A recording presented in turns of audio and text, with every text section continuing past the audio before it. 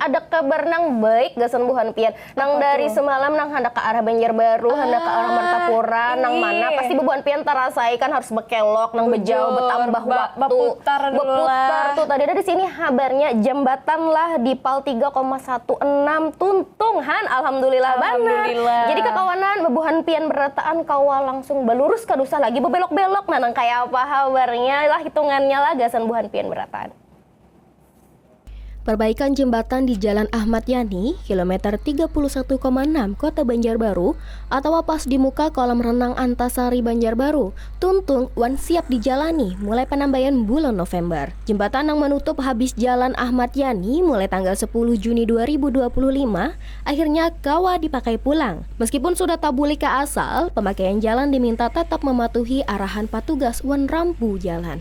Ketua Dinas Perhubungan Kota Banjarbaru, Bapak Mirhan memadahakan, imbah dibuka Jalan Ahmad Yani nang sawat dialih, pengaturan lalu lintas pacangan memakai alat pemberi syarat lalu lintas wan pengendara kada perlu lagi melalui jalan lain. Berdasar surat pengumuman resmi Balai Pelaksana Jalan Nasional Kalimantan Selatan di bawah Direktorat Jenderal Bina Marga Kementerian Pekerjaan Umum Republik Indonesia, dipadahkan bahwa jembatan ini sudah tuntung.